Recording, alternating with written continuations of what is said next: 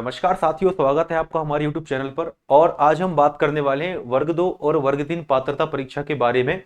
जैसा कि आप थंबनेल में देख पा रहे होंगे कि कितने पदों पर होगी भर्ती। ठीक है, मतलब आखिर में एक्चुअल वैकेंसी कितनी है और नोटिफिकेशन में कितनी भर्ती आने की संभावना रहेगी, जो विभाग कितने पदों पर आखिर भर्ती करवाने करवाने वाला है। ठीक है ना। और साथ ही साथ एक बहुत इंपॉर्टेंट बात आज हम करने वाले हैं। जैसा आप सभी को भी पता होगा कि पीएससी में नेगेटिव मार्किंग लागू कर दी गई है। तो क्या वर्ग 1, 2 और 3 में भी नेगेटिव मार्किंग अभी पात्रता परीक्षा और चयन परीक्षा में लागू किए जाने की संभावना है कि नहीं, इस बारे में हम इसमें बात करने वाले हैं। ठीक है, तो सबसे पहली बात मैं आपको बता दूं कि जो भी अभ्यर्थी नए हैं, ठीक है ना, नए अभ्यर्थी जो फ्रेश कैंडिडेट हैं बिल्कुल, और जो अभी अभी डीएलएड या बीएड कर रहे हैं और अंतिम वर्ष में है या प्रथम वर्ष में है, उनके लिए मैंने एक वीडियो बनाया हुआ था कि वर्ग 2 पात्रता परीक्षा जो है अपनी और वर्ग 3 पात्रता परीक्षा। तो आप इस वीडियो के माध्यम से इसका एग्जाम पैटर्न देख सकते हैं एक बार। ठीक है, आप मेरे चैनल पर जाएंगे तो आपको ये वीडियो मिलेगी, तो आपको एग्जाम पैटर्न और कौन भर सकता है फॉर्म, इसके माध्यम से आपको एलिजिबिलिटी की कंप्लीट जानकारी आपको मिल जाएगी कि आप फॉर्म भरने के लिए एलिजिबल रहेंगे या नहीं रहेंगे। इसके अलावा एक वीडियो और मैंने बनाया हुआ है यहाँ पर कि जो फर्स्ट ईयर वाले अभ्यर्थी हैं, फर्स्ट ईयर वाले जो अभ्यर्थी हैं वह फॉर्म भर सकते हैं या नहीं भर सकते, इसके बारे में भी डिटेल्ड इन्फॉर्मेशन मैंने आपको दी हुई है। तो आप एक बार इन वीडियोस को जरूर जाकर देख ले। ठीक है, अब बात कर लेते हैं कि हमारा जो ईएसबी ने कैलेंडर जारी किया है, किसका अपना व्यापम ने कैलेंडर जारी किया, परीक्षा कार्यक्रम जारी किया, उसमें 12 और 13 नंबर पर आप जाकर देखेंगे तो वर्ग 2 और वर्ग 3, ठीक है ना, इनकी जो पात्रता परीक्षा होने वाली है वो जुलाई 2026 में, ठीक है ना, और अगस्त 2026 में।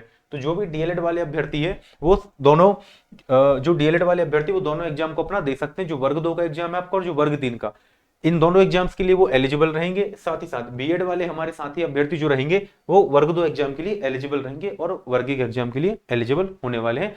जुलाई और अगस्त में इसका पेपर होने वाला है। तो जिन्होंने भी अभी तैयारी शुरू अभी भी नहीं की है, जनवरी मंथ आ चुका है अपना, 2026 लग चुका है, और यदि आप भी सरकारी शिक्षक बनना चाहते तो अभी से आपको तैयारी शुरू कर देना चाहिए। और तैयारी कैसे करना है इसके बारे में भी अभी आपको बताऊंगा। तो सबसे पहली बात ये देख लेते हैं, दैनिक भास्कर की एक खबर है कि 30,000 पदों के लिए 2 पात्रता परीक्षा अपनी होने वाली है। ठीक है, तो वो पात्रता परीक्षा है माध्यमिक शिक्षक पात्रता परीक्षा और प्राथमिक शिक्षक पात्रता परीक्षा, मतलब कि वर्ग 2 और वर्ग 3। ठीक है ना, इन्होंने बता रखा है कि जो जैसा कि कैलेंडर में भी दे रखा है, जुलाई में वर्ग 2 का एग्जाम होना है आपका और अगस्त में वर्ग 3 का एग्जाम होना है। और इन्होंने रिजल्ट की संभावित तारीख भी दे रखी है कि सितंबर में भाई अपना वर्ग 2 का रिजल्ट आ जाएगा और वर्ग 3 का रिजल्ट जो है आपका अक्टूबर 2026 में पात्रता परीक्षा का रिजल्ट जारी कर दिया जाएगा। ये संभावित तिथियां हैं, एक्चुअल इसका लेना देना कुछ नहीं है, 2-3 महीने सब कुछ डिले होता है। तो सबसे पहली बात हमें पता चली कि लगभग 30,000 पदों के लिए ये दोनों भर्तियां मिलाकर होने वाली है। ठीक है, जल्दी हम इसके नोटिफिकेशन भी इसके मतलब जो मंथ इन्होंने टेंटेटिव मंथ दे रखा है उसके अकॉर्डिंग उसके 2-3 महीने पहले आपको इसका नोटिफिकेशन देखने को मिल जाएगा। अब पहली बात हम कर लेते हैं, जो अपनी राज्य सेवा परीक्षा होती है एमपीपीएससी की तरफ से राज्य सेवा परीक्षा, तो उन्होंने अभी अभी नोटिफिकेशन जारी किया अपना, जिसमें उन्होंने पहली बार ऋणात्मक मूल्यांकन मतलब नेगेटिव मार्किंग की इन्होंने बात की है। कितनी नेगेटिव मार्किंग की बात की है इसके बारे में श्योर नहीं हो तो अभी नहीं बताऊंगा आपको। नेगेटिव मार्किंग की इन्होंने इंट्रोड्यूस कर दिया है इसको, ठीक है ना। और संभावना जताई जा रही थी कि भाई बहुत अभ्यर्थी इसका विरोध करेंगे, लेकिन एक्चुअल में ऐसा कुछ हुआ नहीं। तो ये तो भाई निश्चित है कि ऋणात्मक मूल्यांकन मतलब नेगेटिव मार्किंग होने ही वाली है। अब हम बात कर लेते कि मैं ऐसा क्यों कह रहा हूं कि वर्ग 2 वर्ग 3 वर्ग 1 की जो पात्रता परीक्षा है चयन परीक्षा है इसमें भी नेगेटिव मार्किंग हो सकती है। इसका एक सॉलिड रीजन है, आप देख सकते हैं उच्च माध्यमिक शिक्षक पात्रता परीक्षा 2023, ठीक है ना।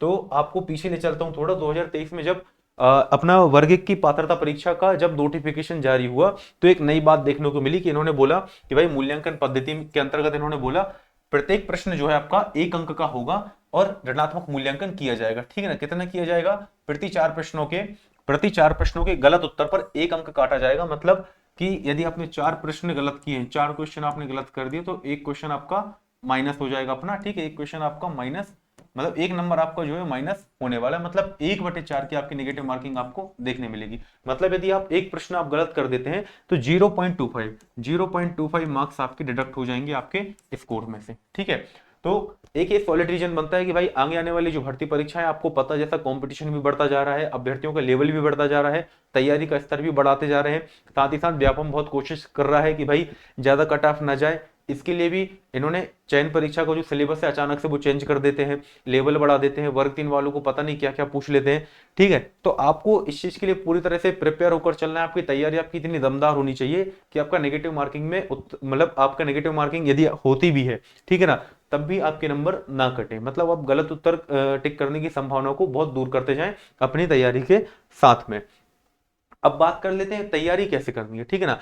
तो जो भी नए अभ्यर्थी हैं, अंत तक वीडियो एक बार जरूर देख लेना, क्योंकि आपको बहुत काम की बातें, बहुत काम के पॉइंट्स आपको मिलने वाले हैं। सबसे पहली बात आती है सिलेबस कवरेज की, ठीक है ना। तो आपको जो पूरा सिलेबस है, ठीक है ना, ऑफिशियल नोटिफिकेशन मेरे टेलीग्राम चैनल पर अपलोड है। आप टेलीग्राम चैनल पर ज्वाइन करके आप इनका ऑफिशियल सिलेबस जो है आप देख सकते हैं। ठीक है, सबसे पहली बात आती है कि आपको पूरा सिलेबस आपको एक बार जरूर देखना है, ठीक है ना। इससे आपको पता चलेगा कि आपके सिलेबस में ओवरऑल क्या क्या है, ठीक है। इसके बाद आपको जो जैसे वर्ग 3 है, वर्ग 3 में आपको पता होगा कि 5 विषय आते हैं। नहीं पता तो आप एग्जाम पैटर्न के लिए मेरी वो वाली वीडियो जाकर एक बार देख सकते हैं। 5 विषय आते हैं, ठीक है ना। अब आपको इसको क्या है, टॉपिक वाइज आपको डिवाइड करना है। आपको एक तैयारी का समय लेकर चलना है। ऐसा नहीं है, मैंने आपको पहले भी कहा है कि आपको अपनी तैयारी को पंचवर्षीय योजना बनाकर नहीं रखना है कि ठीक है, हुआ तो हुआ, नहीं हुआ तो नहीं हुआ, तैयारी करते जा रहे हैं, सिलेक्शन हो नहीं रहा है, कोई रिजल्ट मिल नहीं रहा है और टाइम अपना वेस्ट होता जा रहा है। इस तरीके की अप्रोच आपको नहीं रखनी है। एक बार में आपको श्योर शॉर्ट सिलेक्शन लेना है, आपको ये रणनीति अपनानी पड़ेगी भाई, ठीक है। हर विषय को आपको टॉपिक वाइज बांटना है, ठीक है। टॉपिक वाइज आप यदि डिवाइड करते हो तो आपकी तैयारी क्या है, आसान होती चली जाती है, ठीक है। पहले आपको हाई वेटेज वाले टॉपिक पढ़ना है। आपको हाई वेटेज टॉपिक का कैसे पता चलेगा, प्रीवियस ईयर क्वेश्चंस के माध्यम से, ठीक है। यदि आप पीवाईक्यू का अध्ययन करते हो तो आपको पता चलेगा कि किस विषय में, किस टॉपिक से, कहां से, किस सेगमेंट से ज्यादा प्रश्न आते हैं, ठीक है ना। तो हाई वेटेज टॉपिक की बहुत वैल्यू होती है, ठीक है। इसके अलावा एक बात और लिखिए, कोई भी टॉपिक छोड़े नहीं, सवाल कहीं से भी आ सकता है। इसका मतलब क्या है, अभी आपके पास तैयारी के लिए बहुत ज्यादा समय है, ठीक है ना। आपको पात्रता परीक्षा तैयार करने के लिए बहुत ज्यादा समय है। कोई इतना बड़ा भी एग्जाम पैटर्न या इसका सिलेबस नहीं है। आप इसको आसानी से 4 से 5 महीने की कंसिस्टेंट तैयारी में आप इसको कंप्लीट कर सकते हैं। 4 से 5 मंथ आपको लगते हैं इसमें, ठीक है। यदि आप इतना डेडिकेटेडली आप कंसिस्टेंट होकर पढ़ लेते हैं तो 4 से 5 महीने में आपकी तैयारी समाप्त तो हो सकती है और आपको सारे टॉपिक्स आप अपने कवर कर सकते हैं। इसके साथ मैं बता दूं आपको, एनसीईआरटी का आपको पूरा यूज करना है इसमें। क्यों करना है, क्योंकि आप शिक्षक बनने वाले हैं। शिक्षक बनकर भी आप क्या पढ़ाएंगे वहां पर, एनसीईआरटी ही पढ़ाएंगे, ठीक है। तो कोशिश ये रहती है ज्यादा से ज्यादा कि एनसीईआरटी से ही आपके प्रश्न आपको देखने को मिल जाते हैं। कोई भी एग्जाम हो, एनसीईआरटी से ही सीधा प्रश्न आपका आउट करा जाता है। कोई भी फैक्ट, कोई भी डेटा उठाकर वो दे देते हैं। तो वर्ग 3 के लिए आपको, क्योंकि वर्ग 3 के यदि आप शिक्षक बनते हो तो कक्षा 1 से 5 आपको पढ़ानी मिलती है। लेकिन मेरा सजेशन ये है, यदि आप चयन परीक्षा तक का लक्ष्य आप रख रहे हैं, ठीक है ना, तो आप कक्षा 1 से लेके कम से कम कक्षा 10 तक की पढ़ाई आप जरूर करें। कक्षा 1 से लेकर कक्षा 10 तक की एनसीईआरटी की पढ़ाई जरूर करें। और साथ ही साथ यदि आप वर्ग 2 का लक्ष्य लेकर चल रहे हैं, ठीक है ना, वर्ग 2 का यदि आप लक्ष्य लेकर चल रहे हैं तो कक्षा 6 से 8 की जगह आप पढ़ सकते हैं कक्षा 6 से लेके 12 तक। कक्षा 6 से लेके 12 तक की आप एनसीईआरटी पढ़ सकते हैं। अब आप बोलेंगे भाई 11 से 12 में तो भाई बहुत डिटेल्ड सिलेबस रहता है। आपको वो सब कुछ नहीं पढ़ना है। आपको अपने सिलेबस के अकॉर्डिंग की पॉइंट देखने हैं कि भाई हाँ, सिलेबस में कोई टॉपिक दिया, ऊष्मा दिया है, ताप दिया है, ठीक है। एज एन एग्जांपल बता रहा हूं मैं आपको कि आपको कोई भी टॉपिक दिया है तो आप क्या है, 11 12 की क्लास से भी आप उस टॉपिक को एक बार आप यदि आप थोरोली पढ़ोगे, ठीक है ना, तो आपको बहुत सारे फैक्ट्स ऐसे मिल जाएंगे डीप में, जिनसे व्यापम आपसे डायरेक्ट क्वेश्चन पूछ सकता है, ठीक है। लाइन बाय लाइन आपको पढ़ना है, ठीक है। फैक्ट्स सारे जो रहते हैं आपके लाइंस में छुपे होते हैं। जो एनसीईआरटी चित्र बॉक्स बनाया, कोई उदाहरण बने हैं, यहां से आपका सीधा प्रश्न, आपके ऑप्शन आपको सीधा उदाहरण से देखने को मिल जाता है कई बार, ठीक है ना। तो इसको भी आपको जरूर देखना है। इसके अलावा ईवीएस हो गया आपका वर्ग 3 में, या आपका साइंस हो गया, या एसएसटी हो गया, वर्ग 2 हो चाहे वर्ग 3 हो, दोनों परीक्षाओं में आपको जो अधिकतर प्रश्न है वो एनसीईआरटी से आपको डायरेक्ट आपको देखने को मिलते हैं, ठीक है। अब सबसे स्कोरिंग विषय क्या होता है इसमें, सीडीपी, बाल विकास। आपकी जो पात्रता परीक्षा होती है, चाहे वर्ग 3 हो चाहे वर्ग 2 हो, दोनों ही परीक्षाओं में बाल विकास आपका सबसे स्कोरिंग सब्जेक्ट होता है, ठीक है। अब इसमें पढ़ना क्या क्या है, आपको सिद्धांत पढ़ने हैं, ठीक है। शिक्षाविदों के नाम याद रखना है आपको, ठीक है ना। इसके बाद समावेशी शिक्षा, ये बहुत इंपॉर्टेंट टॉपिक होता है। सीटेट की तैयारी यदि आप कर रहे हैं तो समावेशी शिक्षा उसमें बहुत ज्यादा पूछा जाता है, ठीक है। वर्ग 3 की पात्रता परीक्षा में समावेशी शिक्षा से बहुत सारे प्रश्न आपको पूछे जाते हैं। अधिगम मतलब लर्निंग प्रोसेस जो होती है उस पर फोकस रखना है। इसके अलावा जो बाल विकास, उसमें पीवाईक्यू होते हैं, बार बार रिपीट होते हैं। यदि आप वर्ग 3 और वर्ग 2 का यदि आप पीवाईक्यू का अध्ययन करते हैं, साथ ही साथ यदि आप सीटेट की पीवाईक्यूज के प्रश्न लगा लेते हैं, ठीक है ना, उनका अभ्यास कर लेते हैं, तो आपको जो सीडीपी है पूरा कवर हो जाता है आसानी से, ठीक है। अगला अपन देख लेते हैं कि आपको शॉर्ट नोट्स बनाने हैं, ठीक है ना। शॉर्ट नोट्स किस प्रकार बनाने हैं, लंबे नोट्स आपको नहीं बनाने। आपने पता चला कि एक पेज है भाई आपका, आपने पूरा उसमें भर दिया, पूरा भर दिया, मतलब एक ही टॉपिक को लेकर आपने सब कुछ उसी में भर दिया। ऐसा नहीं करना है आपको, ठीक है। कुछ अभ्यर्थी होते हैं ऐसे कि भाई बुक ली उन्होंने, पूरी बुक हाईलाइट कर देंगे, ठीक है। ये सबसे गलत तरीका होता है। एग्जाम टाइम पर आपको पता ही नहीं चलेगा कि इंपॉर्टेंट क्या था और छोड़ने लायक विषय क्या बचा था आपका, ठीक है। और आप बहुत ज्यादा इससे क्या है, भ्रमित हो जाओगे। आपको क्या शॉर्ट नोट्स बनाने पर फोकस करना है, किस तरीके से, या तो वन लाइनर के फॉर्म में आप बना लो या फॉर्मूला नोट्स बना लो। मतलब वन लाइनर भी बनाने हैं आपको, और जैसे गणित जैसा विषय होता है तो उसमें फॉर्मूला के आपको नोट्स बनाने हैं, ठीक है। मतलब बहुत शॉर्ट में, जैसे आप कोई भी यदि आप टॉपिक लेते हो तो बिल्कुल की पॉइंट्स, उसके की फैक्ट्स आपको लिखते जाने, और कोई लाइन देर सी लगती है आपको कि ये बहुत ज्यादा इंपॉर्टेंट होने वाली सीधा प्रश्न यहां से बन सकता है, तो वो भी आपको मार्क कर कर वहां पर रखना है, आपको अपने नोट्स में उसको लिखना है, ठीक है। फॉर्मूला, डेफिनेशन, नियम, ये सब अलग कॉपी में बनाना है। एक तो कि भाई आपकी शॉर्ट नोट्स की कॉपी, एक आपको यदि कोई पूरी डेफिनेशन लिखनी है, मानकर चलो कि भाई किसी शिक्षाविद ने डेफिनेशन दी है, ठीक है ना, तो उसके लिए आपके पास एक अलग कॉपी होना चाहिए, ठीक है। साथ ही साथ कोई रूल है, क्योंकि रूल तो आपको पूरा लिखना पड़ेगा याद करने के लिए, तो उसके लिए भी आप अलग से आप एक कॉपी बना सकते हैं।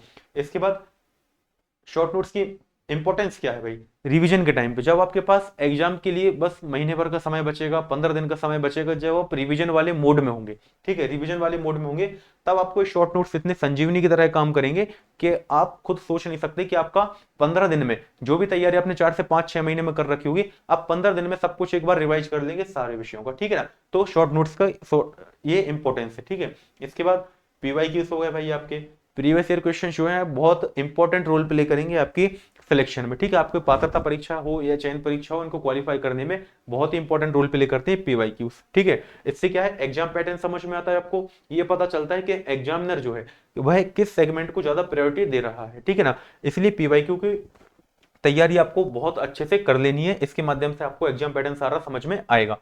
इंपॉर्टेंस ऑफ रिवीजन, रिवीजन की इंपॉर्टेंस भाई मतलब इतनी ज्यादा होती है कि मतलब जिसकी कोई हद नहीं है, मतलब कोई लिमिट नहीं है जिसकी। यदि आप बिना रिवीजन किए सब कुछ आप बस पढ़े जा रहे हो, पढ़े जा रहे हो, आपने बहुत सारी बुक्स आपने खत्म कर ली, लेकिन आपने उसका एक बार भी रिवीजन नहीं किया, तो एग्जाम टाइम पर क्या होगा, आप चीजें क्या है हौच पौच कर लोगे सारी।